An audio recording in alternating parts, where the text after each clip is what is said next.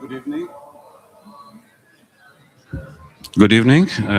Thank you so much for your presence here tonight.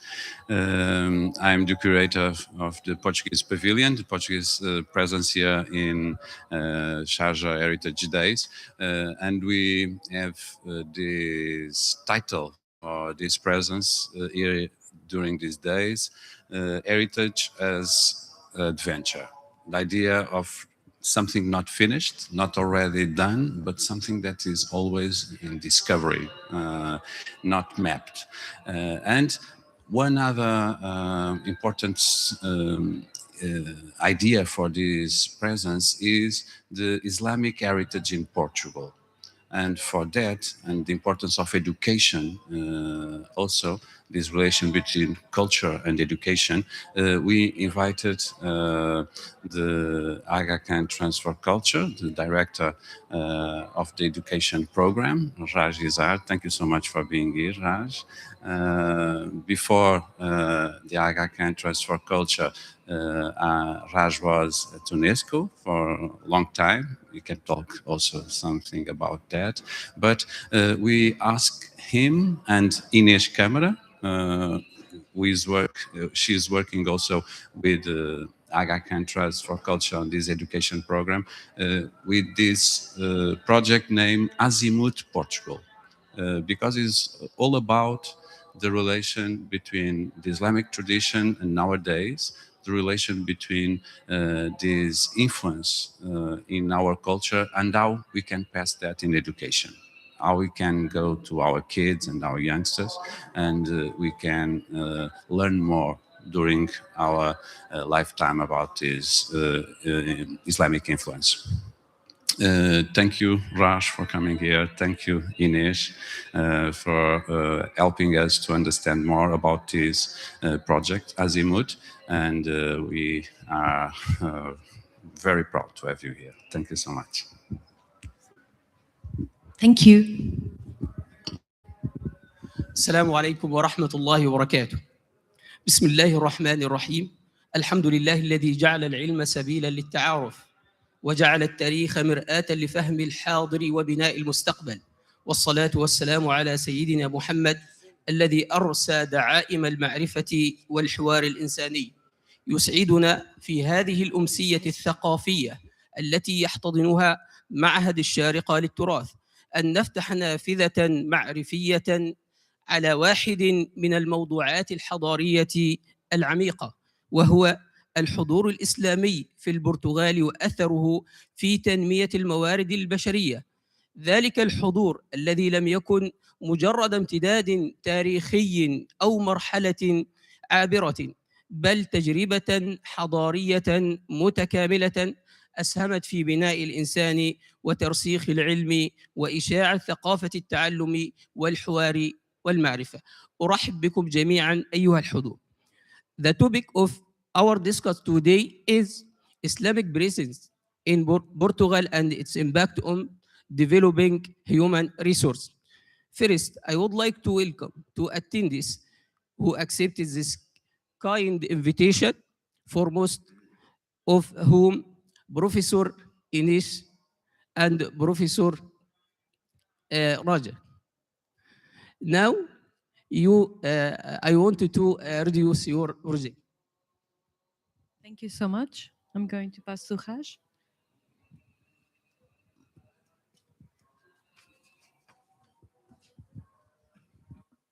Thank you. Thank you very much. Good evening, Excellencies, ladies and gentlemen.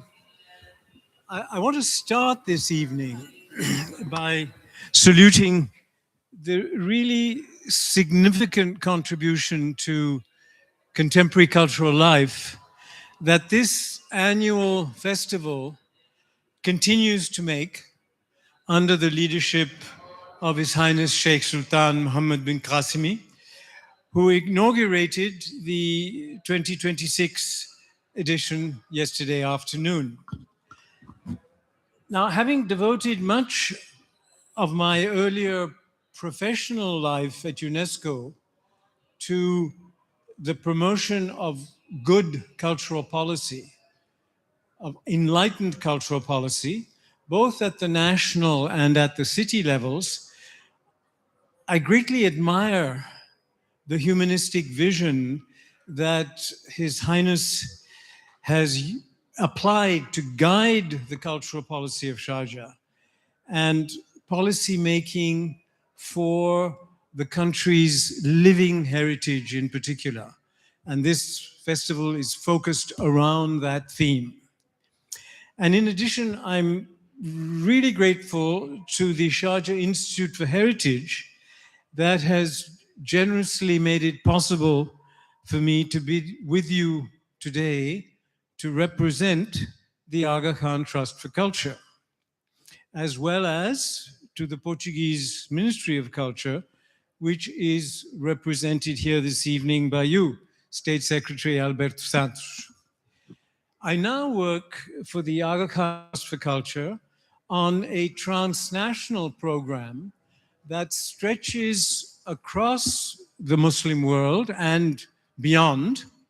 And the task of this program is really to promote the connection, to promote the nexus between education and culture, which is one of the main purposes of this festival as well, but doing so by using the resources, notably the archival resources of the Aga Khan Trust for Culture. And it's very striking to us how well that connection between education and culture is being made across many different fields, as we're seeing here, by the Sharjah Heritage Days. It's a striking example of cultural diversity, this cultural intermingling that is happening across the entire world today. And if you'll allow me, I'll just cite my own case. I am a national of France. I'm a citizen of France, born and bred in India, a long-time Parisian, where I've lived for many years. But now I live and work among the Portuguese, generations of whom, through their country's layered history of invasions, explorations, and migrations, have blended many different cultural streams into a distinct yet plural, multifaceted identity. And I'm very proud for that reason to be able to present to you a Portuguese project whose purpose is to build awareness, as Paula has already mentioned, whose purpose is to build awareness among young people of the influences of Islamic civilization in Portugal. In other words, awareness of the Islamic heritage of Portugal, which has been left behind by many centuries of history. So Inês de Câmara, who leads the think tank Mapa das Ideias, and I are here present to present to you the Azimuth project at the express invitation of the Portuguese Ministry of Culture and, of course, the authorities of the Heritage Days here. And for that, my special thanks go to Paulo Pires do Vale, who is the Commissioner of Portugal's National Plan for the Arts. And that is an organization that brings together culture and education in many different ways, and who is also the Commissioner of the Pavilion de Portugal, which, those of you who haven't visited, you really must do so.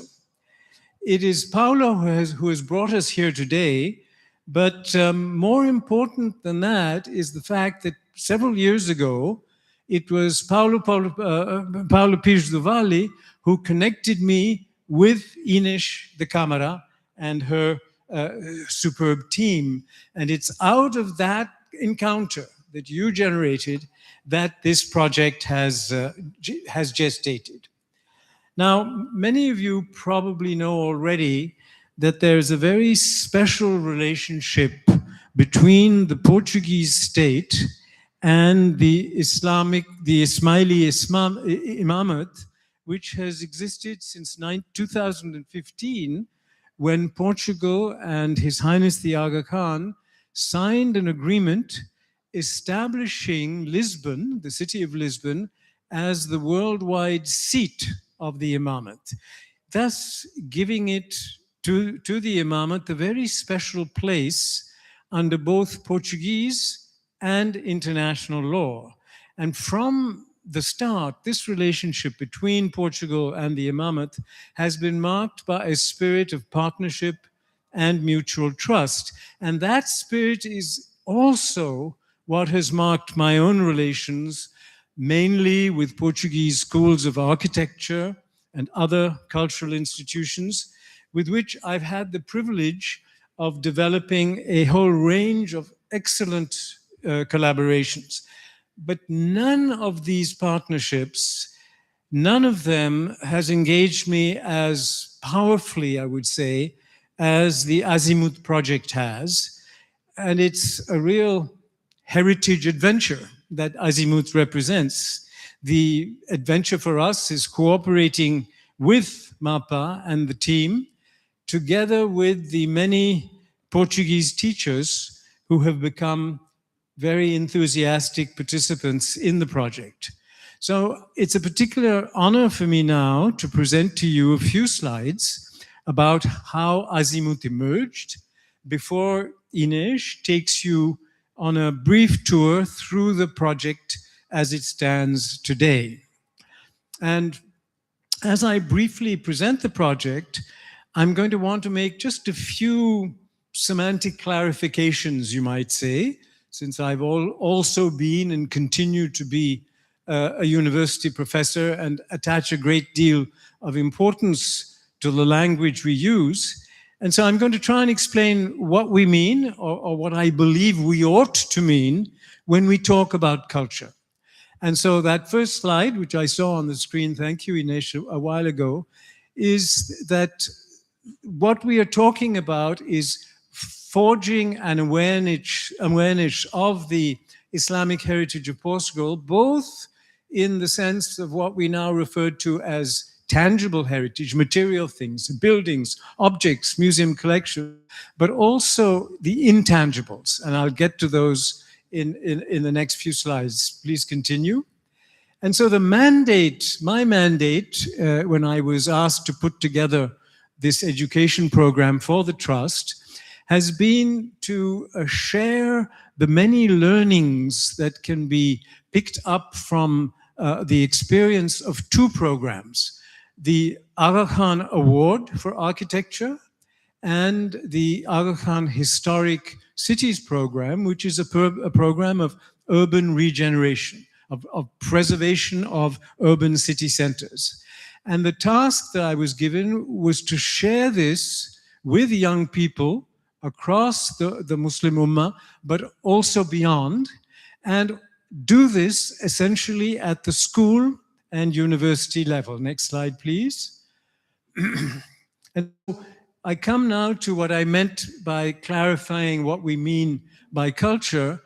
What happens nowadays is that we see culture either as different ways of life or essentially as the arts and heritage. And those two meanings are very widely used today. On the one hand, we're talking about a very abstract idea of ways of life. And on the other, we're talking about arts and heritage. And often we combine the two. We don't always think about why we're combining the two, but we do. And if you look at what we mean by ways of life, they are both collective and individual. If you click, I think you'll get some of the next content. So collectively, it's shared behaviors, practices, norms, traditions. And then in terms of the individual, it's the way we behave, it's the way we perceive, it's the way we eat, it's the way we feel, the way we think, the way we dream, all of those things. That's how culture is in us as individuals. Next. And so let me briefly talk about culture as arts and heritage. What are we talking about here? If you keep clicking, you'll get the...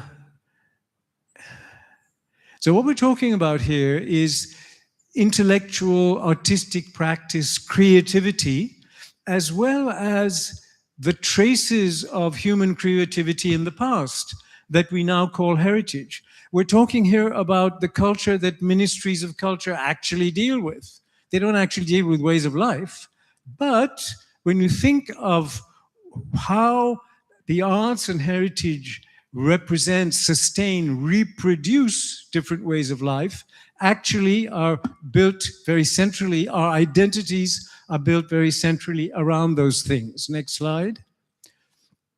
And so what we have is, we have cultural heritage, we have cultural expression, which is another term for the arts. You have them in tangible form, or you have them in intangible form, as I mentioned at the outset.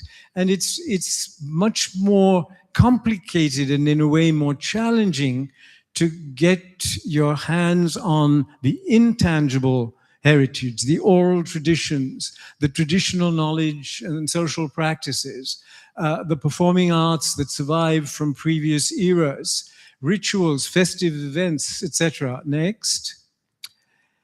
And so these cultural heritage, cultural expression, these are the two elements of what we might call, in a somewhat utilitarian way perhaps, instrumental, are cultural assets. Next slide.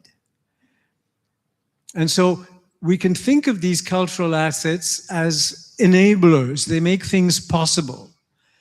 And we see this as being the creation of a quality of life, of a quality environment.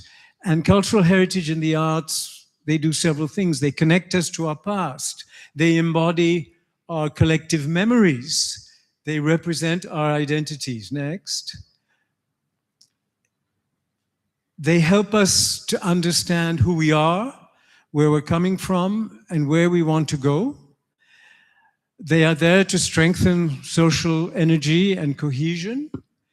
They are there to spur creativity, as you have this meeting between what is inherited from the past and what is invented today. They can also be drivers. We know that cultural assets are, artistic creativity is at the heart of what we now refer to as the cultural and creative industries.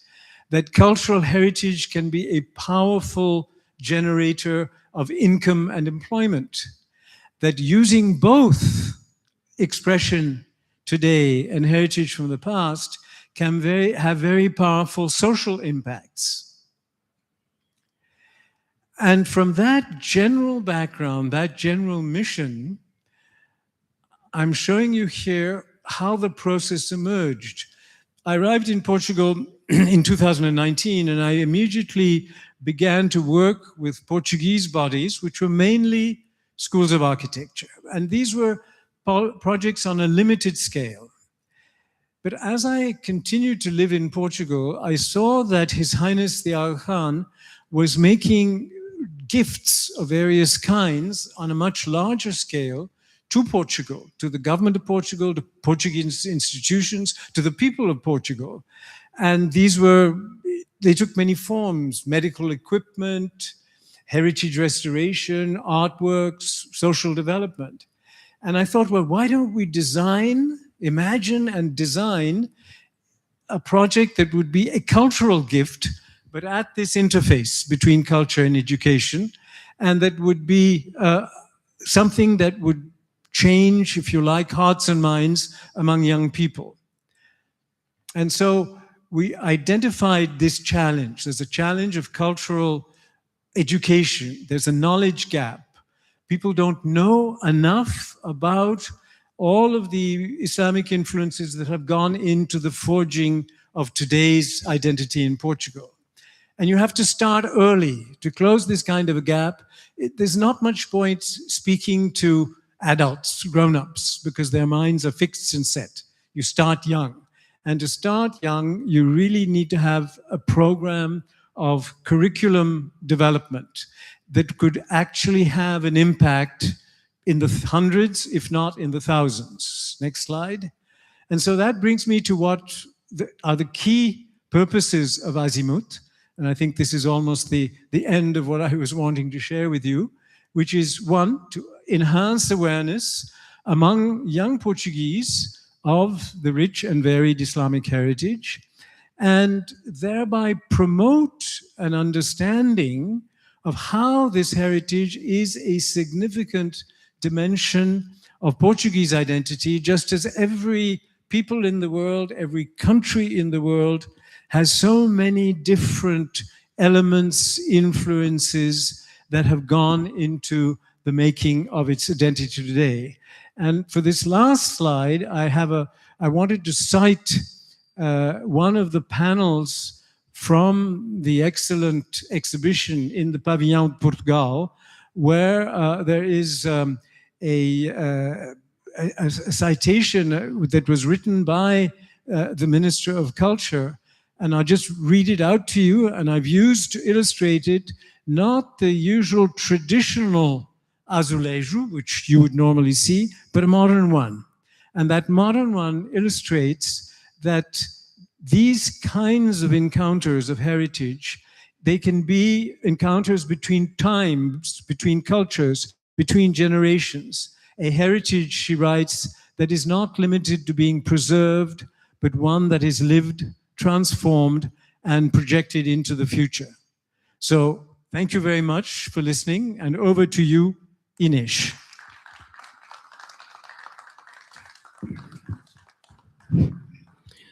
Thank you, Professor. This overview helps us better understand the historical context of Islamic presence in Portugal.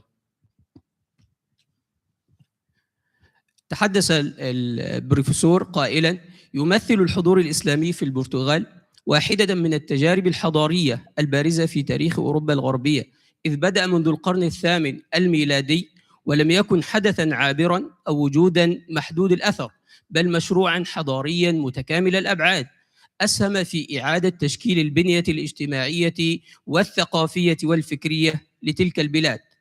فقد ارتبط هذا الحضور بإقامة مدن مزدهرة وحواضر علمية نشطة كان للعلم فيها موقعاً مركزياً، وللتعليم دور محوري في تنظيم الحياة اليومية وبناء الإنسان.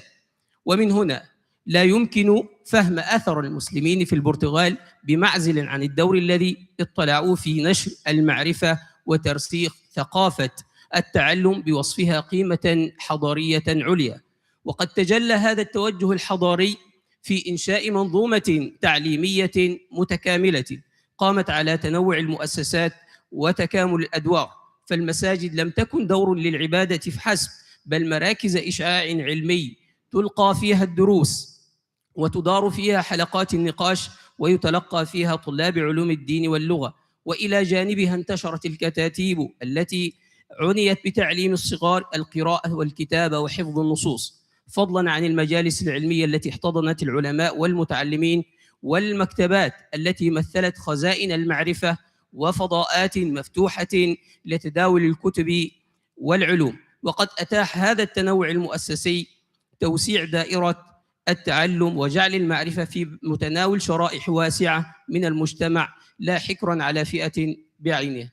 Thank you, Professor. Now you can introduce your project. Thank you so much.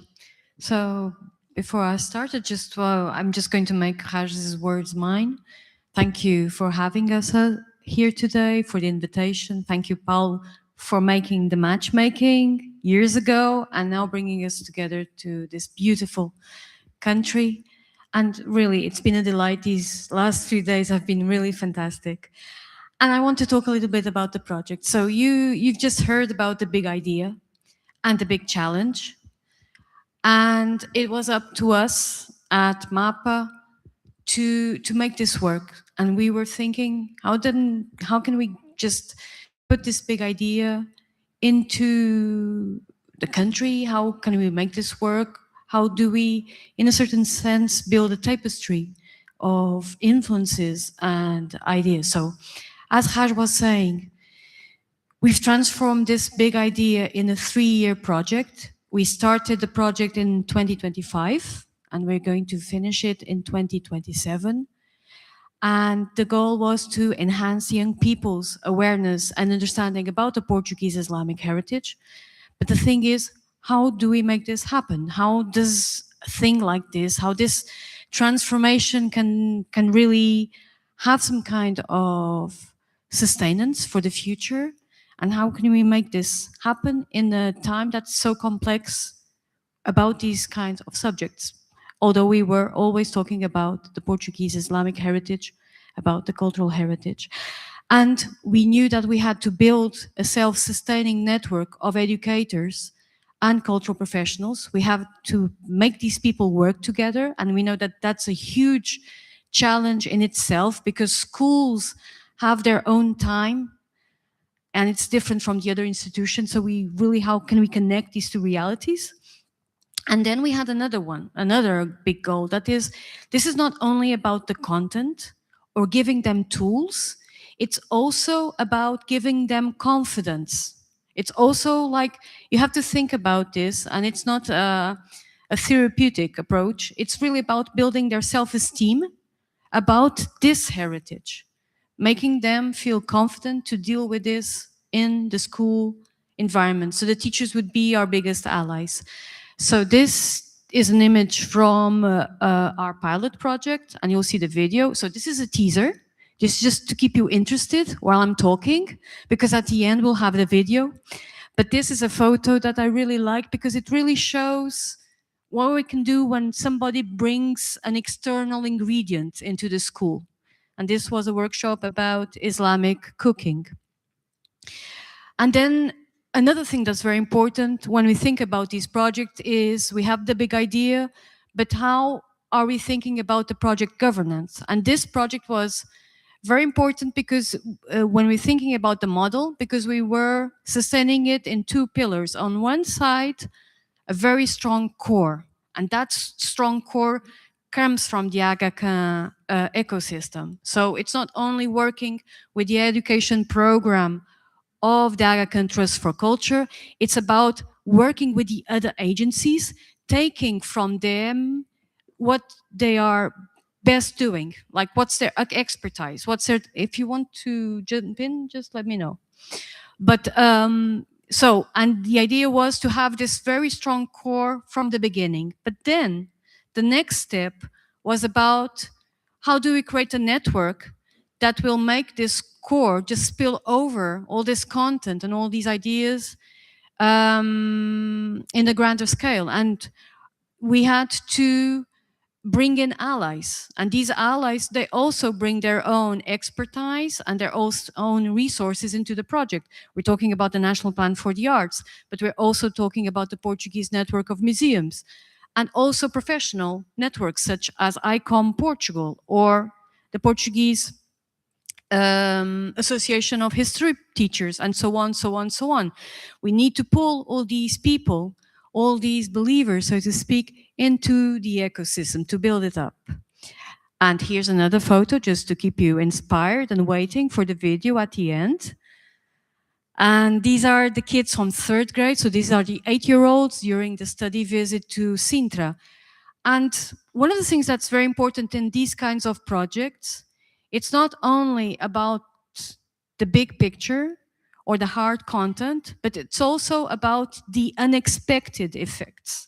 And for example, for these kids, many of these kids, they come from a very poor neighborhood in Sintra. Sorry.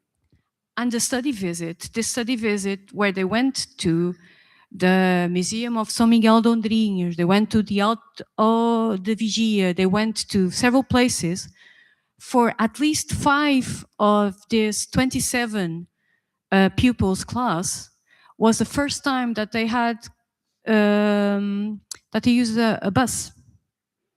So the excitement was not only about learning new things that they were being told of in the classroom. The excitement was also to go outside their borough, was to go on a bus, was to experience the idea of going on a study visit with all those intangible traits of culture that comes with going out. You have to behave, you have to be with the others, you have a time to keep. And these are the spillovers that we rarely talk about, but are many times as important as learning more about the cultural heritage. So, we've talked about the big picture, I've talked about the governance model, and now I'm just going to go very quickly about what are we going to do, what's the how. And the how, as you can see, I've put a map of Portugal to symbolize that we want to go nationwide, including the islands. And we want to reach, we have here different units or different scales. We want to reach 200 schools through an exhibition. So we're going to have an exhibition that's going to reach 200 schools in Portugal.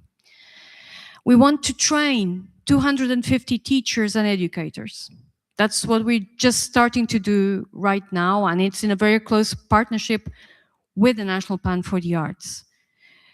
We want to reach 180 pupils through the school labs, so in a very specific conduit, and then reached at least 170 cultural professionals, because one of the things that we also understood while we were doing the pilot project is that Portuguese cultural professionals that work in museums, that work in heritage, they don't know that much about our own Islamic cultural heritage. And the fact is, Portugal was under Islamic rulers for almost 700 years, give and take. So it's a lot of time. It's more than half a millennia. And our famous poet, Fernando Pessoa, have you heard about Fernando Pessoa? Fernando Pessoa, he has this very, very simple quote, but it's very powerful because he says that the Arab soul is the foundation of the Portuguese soul. And we have so much about this constant dialogue of coming back and forth in our language, the way we eat, the way we live. So how can we bring this to the schools? So we have 3 ways of doing this. First, by raising awareness, making people talk about the Portuguese Islamic heritage. And that we go for the 200 schools with the exhibition. And this seems very complex unless you transform the exhibition into a poster exhibition. So it's not about the big exhibition, the expensive exhibition. The exhibition is in fact a 10-poster collection that reaches 200 schools. And by doing that, we turn the school space, the common school space, into an exhibition hall. We make the school enable the school to use it as they wish. And this is a gadget or a kit or device, whatever you want to use as a better word, that we've used in other projects. And it's very interesting because the schools really use this resource, and some want to do a music festival. Others just want to put it in the halls. But the main advantage is that by making, I'm just going to go back so you can see the different kits. As you can see, they use it as they want, but it becomes a device of activation in the school space. And suddenly the mathematics teacher is talking with the history teacher about how they can work together and how they can build something from this poster exhibition. We send with the poster exhibition a handbook for the teachers. And as you know, any good exhibition should have a leaflet, something to take, right? So we also send leaflets. So each student in the 200 schools receives their own leaflet about Portuguese Islamic heritage. That's the leaflet of the Pavilion de Portugal. So if you go to the Portuguese pavilion here, you can have this beautiful with tiles. So raising awareness, and this is the idea. And when we're talking about the posters, this is one of the posters. You can see it here. And so just, we have the illustration, and the illustration is a mix of black and white and color, because we want to show how undefined it is, because it's about historical history. Then we have a lot of infographics across all the posters, because you know that young people are reading less and less. So we want to pull them into that. But then we have all these objects that are populating the 10 posters, and they offer a route through Portuguese cultural heritage. So you can find objects from Mértola, from the Alentejo, to objects from the islands. Because even in the islands, we have these small threads of Islamic heritage. So I've just talked very quickly about raising awareness, but the next step for anything that we want to sustain, we have to create a community, right? That's the big trick. And we're doing that from two ways or two levels. The first level is we go for the teachers, and we create a very powerful hook. We offer them certified training, something that helps them for professional development. But this methodology can't be only bureaucratic format, or it can't just going through the motions. It really has to engage them. And again, sexy photos, remember the video. But we go for a very specific training format. So first, we partnershiped with the Academy of the National Plan for the Arts. So we know that by making this partnership, we have this long reach, and we also benefit from their own expertise and the way that they work with schools. But then we wanted to develop a program that had two strands. In one program, the teachers are creating educational resources about Portuguese Islamic heritage. So remember the 250 teachers. Imagine we have like 125 thinking on their own terms, in their own realities, about educational resources, and we bring that in. On the other one, we're thinking about how do teachers develop projects such as our school labs with their own classes. So if one is about educational resources, the other one is about do a project with your class, do something. What happens if you do that? And document it. Let us know about that methodology. So it's all about this idea of how we do processes of co-creation and participation in cultural heritage, because it's slightly different from working with the arts, because we always have those knowledge guidelines. So, and we have to work upon that. And then, so what we did was, we always have the course in a museum or a cultural site. Again, this idea of the cultural route. Let's immerse people into the museums, into the heritage, just like we're doing today. Then the teachers can pick their own learning route, because they have digital resources that they can select, and they also have mentoring mentoring sessions. So each of them can do their own thing, and at the same time we're documenting their own thing, so we know what people will pick of. And thanks to the partnership with the National Plan for the Arts, we managed to do this certification, and the Portuguese people that are here today, they know that this is brilliant. Because we managed to do the certification for all kinds of teachers. So it goes from primary for secondary, and from maths teachers to history teachers. And we know that that's very difficult to have one course that's certified for everybody. So that was creating the community based on the courses. But now we're talking about creating the community at the local level, to do like proof of concepts over and over again. And with that, we go for the school labs. The school labs is a methodology that's focused on the pupils. And the goal is we give them the cultural heritage, but then we step back just a little bit, not too much. And we tell them, what do you want to do with this? What's your plan? As an 8-year-old, what do you want to do that? And the 8-year-old can tell us, oh, we want to talk about legends. We have lots of legends with Moorish princesses in Portugal. Lots. So they go for that. Or they say, no, we want to go and we want to talk about the tangible heritage of the museum, and we go for that. So each class works on their own choice. And that's very important because that gives them agency, that teaches them to negotiate within the class about what they're going to do.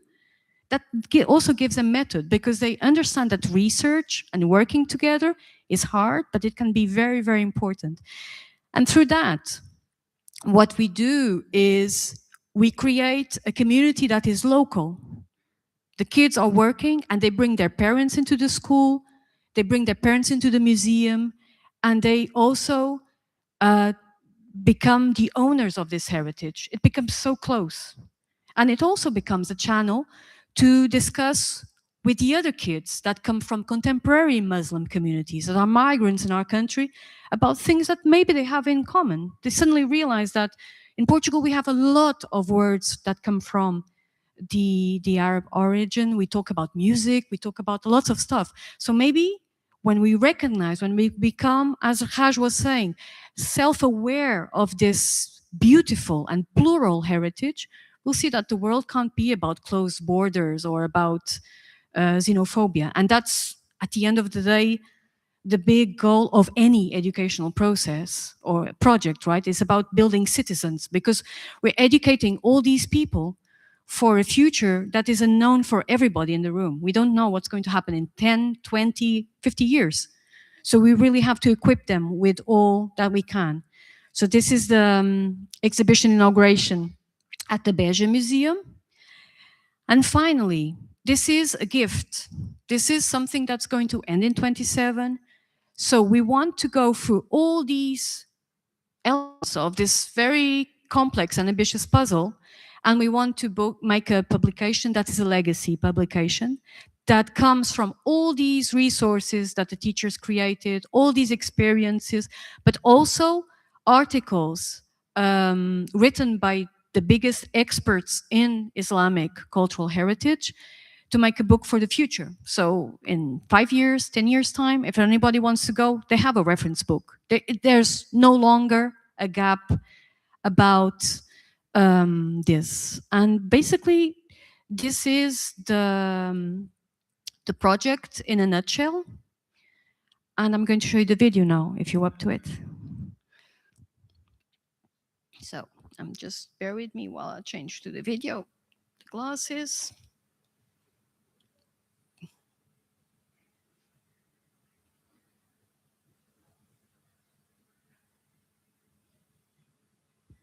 Here we go.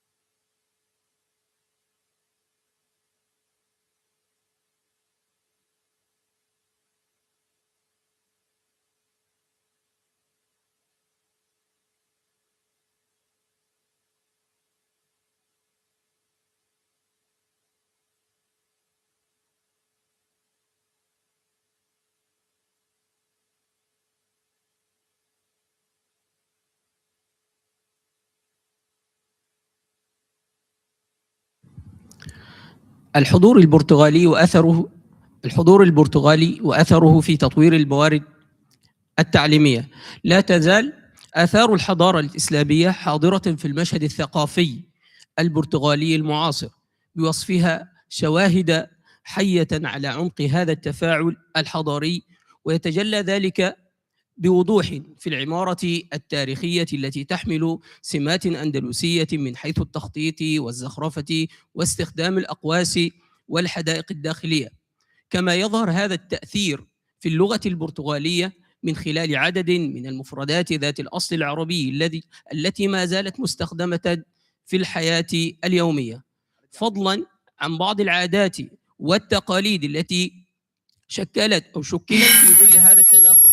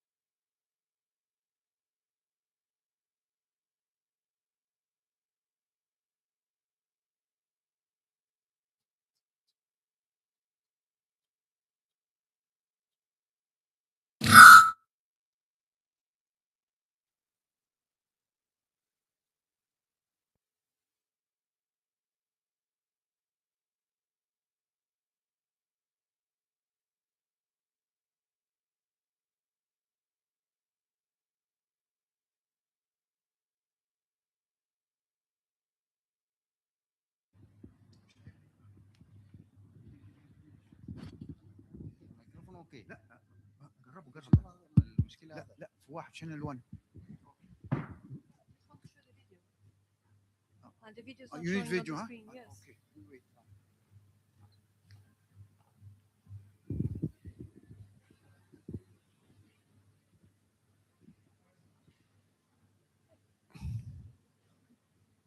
Because it's already showed in the screen before, so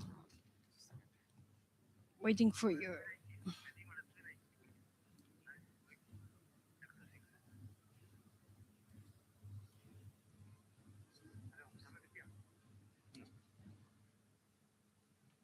Okay. Do you want to use the internet version?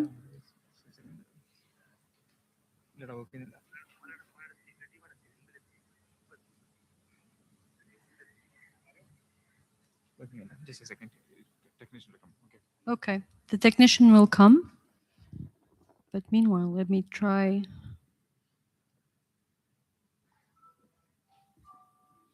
So now we have sound.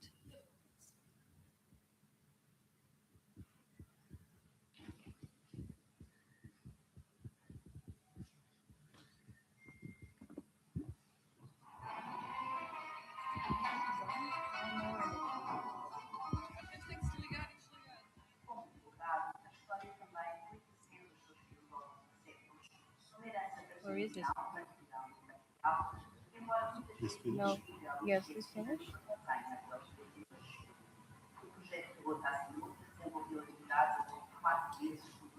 And now the DLC. Oh. So now we can go back, right?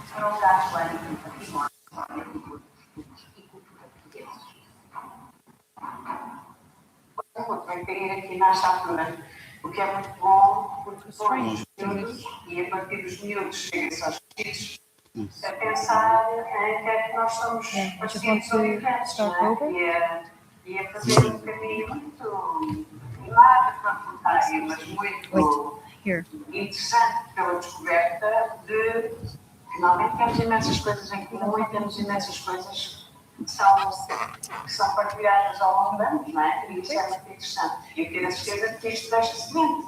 Uma coisa foi sobre o modo. The computer crashed. So maybe we just quit?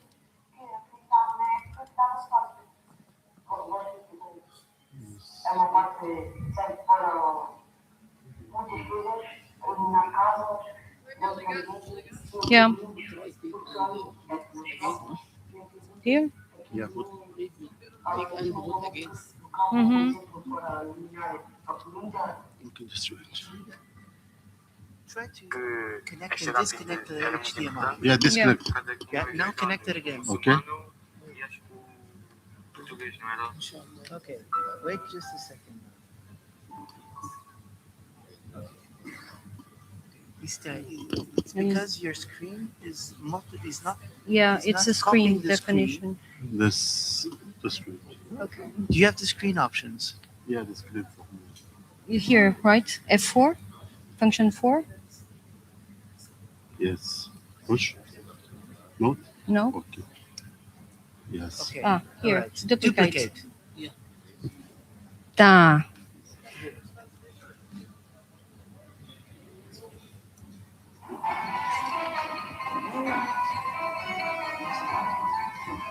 There's any? Com dificuldade, a história também.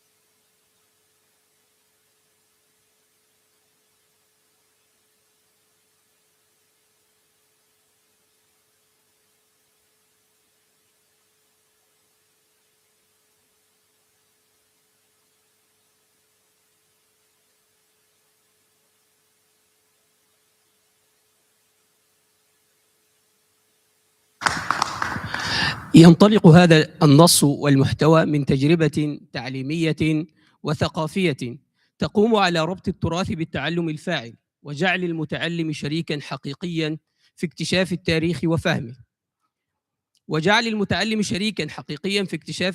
وفهمه. لا مجرد متلق للمعلومة. فالموضوع المطروح لا يركز على محتوى واحد ثابت يفرض على جميع المتعلمين، بل يقوم على مبدأ الاختيار الحر داخل إطار موجه، إذ تتاح للطلاب إمكانات متعددة للاشتغال على التراث الإسلامي في البرتغال، سواء من خلال الأساطير المرتبطة بالأمراء أو عبر دراسة التاريخ المادي المعروض في المتاحف. هذا التنوع في المسارات التعليمية يمنح كل مجموعة دراسية فرص العمل وفق اهتماماتها، ويجعل العملية التعليمية أكثر حيوية وقرباً من الواقع المتعلم. وتمكن أهمية هذا النهج في كونه يعزز مفهوم التمكين لدى الطلاب، إذ يتعلمون كيف يختارون موضوعهم ويتفاوضون داخل الصف حول طبيعة المشروع الذي سينجزونه، ويتحملون مسؤولية القرار الجماعي. كما يرسخ هذا الأسلوب وعياً منهجياً لديهم، حيث يدركون أن البحث العلمي والعمل التعاوني ليس عمليتين سهلتين، بل تتطلبان جهداً وتنظيماً وحواراً، غير أن نتائجهما تكون عميقة ومؤثرة.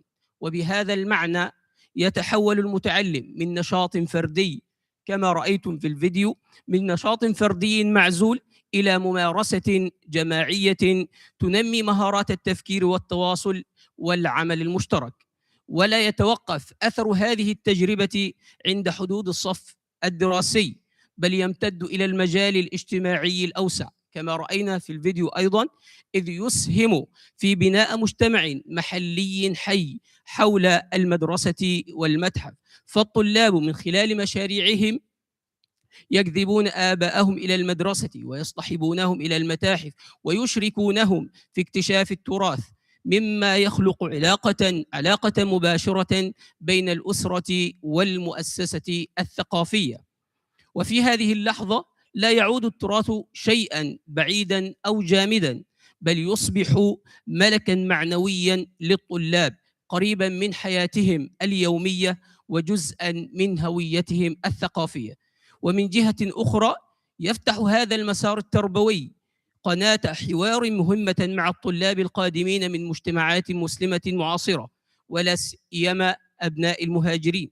فمن خلال الاشتغال على التراث الإسلامي في البرتغال يكشف الجميع نقاط التلاقي الثقافي، مثل الكلمات ذات الأصل العربي في اللغة البرتغالية أو التأثيرية أو الموسيقية والفنية وغيرها من المظاهر الثقافية المشتركة. وهذا الاكتشاف يسهم في تعزيز التفاهم المتبادل وكسر الصور النمطية وبناء شعور بالانتماء المشترك إلى تاريخ إنساني متداخل.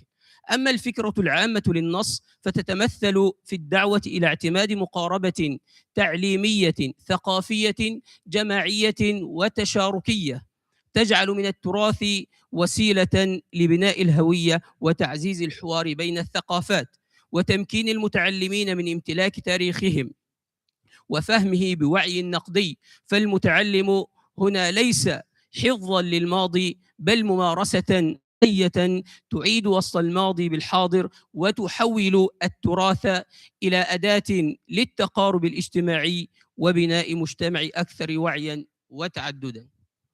Thank you, Professor. Thank you.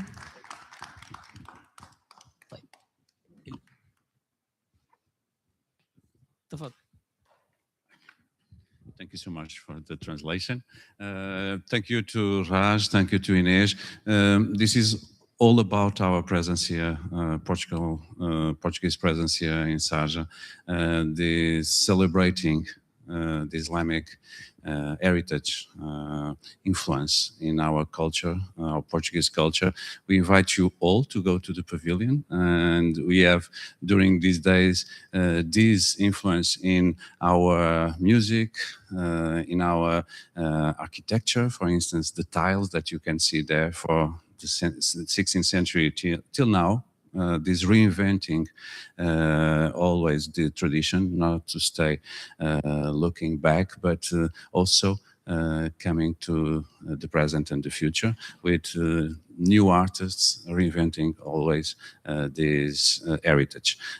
Thank you for your presence. Now you can also be able to talk with Raj and Inês and hopefully invent create other projects all over. Thank you so much.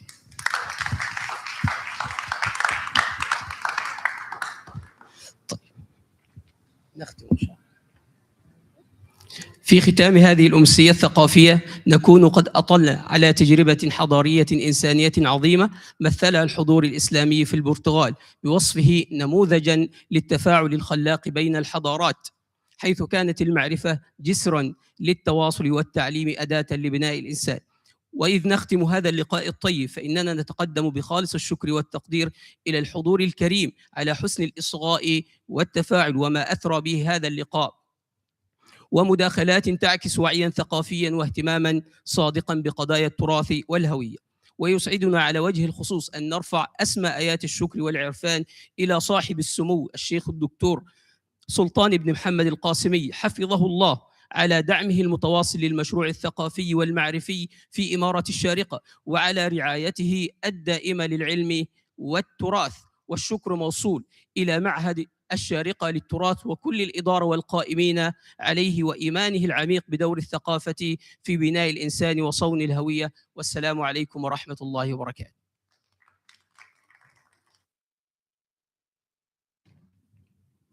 فليتفضل سعادة أبو بكر الكندي مدير معهد الشارقة للتراث. دكتور إيناس.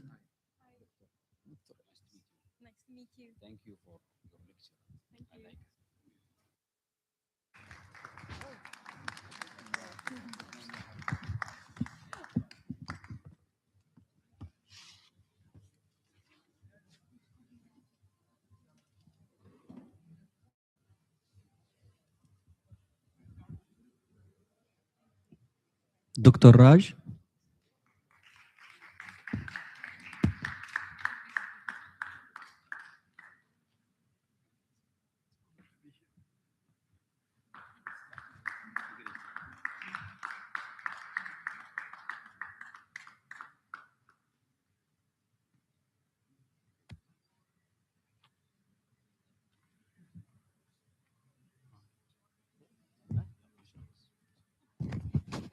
شكرا لسعادة أبو بكر الكندي مدير معهد الشارقة للتراث. شكرا جزيلا.